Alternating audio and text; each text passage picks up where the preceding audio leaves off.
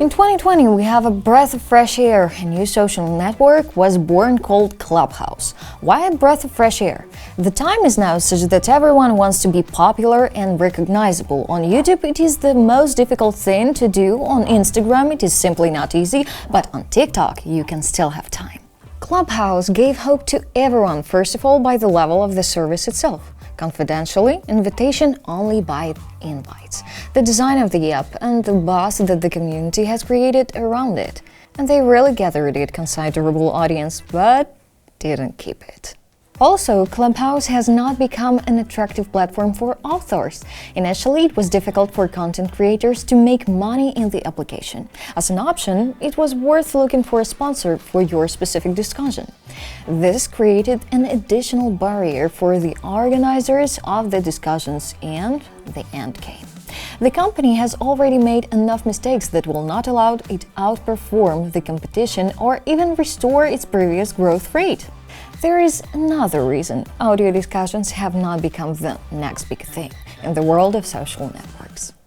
From the name you saw, you already understood what losers we will remember today. The ones that tried hard were talked about and downloaded, but they didn't succeed. Like Yik Yak. This is an anonymous messaging app that quickly turned into a Black Mirror series. Yik Yak, the social network, allowed users to broadcast messages within an 8-kilometer radius without creating a username. It soon became a disaster for 1,600 schools as they began to receive bomb threats.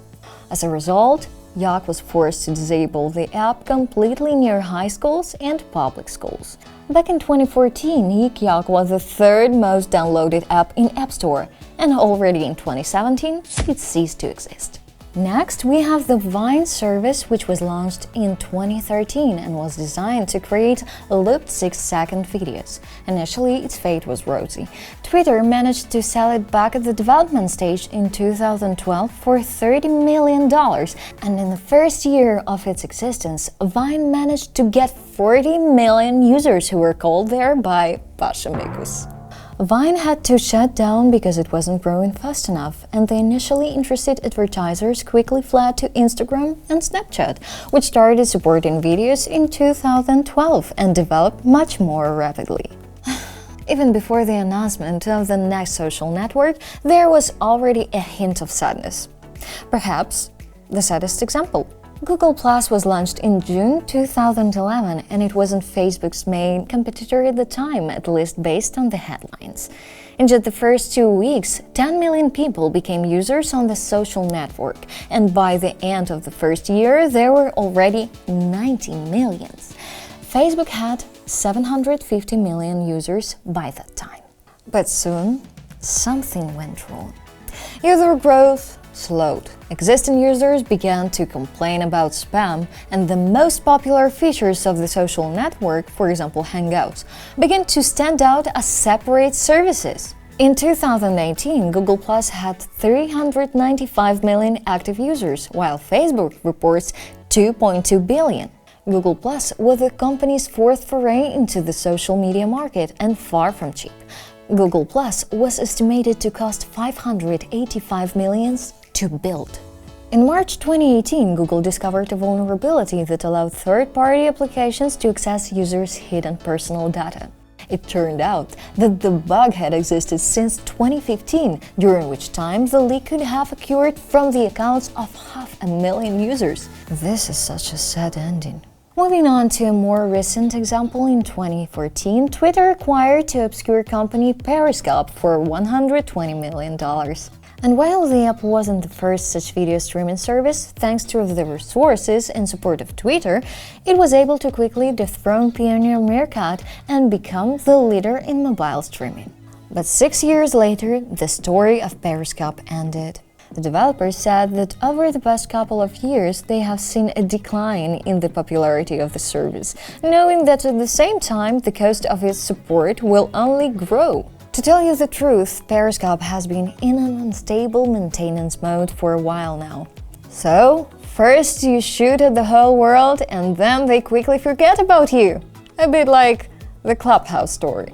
The next story is not so much about the failure of the application itself, but rather about the lost competition and the lack of new ideas. MySpace appeared in 2003, a year before Facebook, and had every chance of becoming what Mark Zuckerberg's project eventually became. In 2004, the social network broke the mark of 1 million unique users per month. For a long time, it held the first line in the top of the most popular social networks in the US and in the world. Facebook overtook it only in 2008. Well, in 2011, the founders of the MySpace team began to leave one by one. Advertisers began to lose faith in the prospects of the service. Among them was Google. In 2006, MySpace signed a 3-year contract with Google for $300 million a year. According to it, MySpace became the exclusive provider of search services for the social network, and that in turn sold advertising. The ads soon began to infuriate MySpace users with the intrusiveness, and when the Google contract ended, English-language MySpace still exists, but the audience of the once largest social network is tiny, only 50.6 million active users. That's it. It is not even included in the top 20 in this indicator. Well, not all startups succeed, but you can't give up. Create, achieve, and knock on all doors, and we in turn will help you with practical advice and recommendations. Be with the air. My name is Tanya. Bye-bye.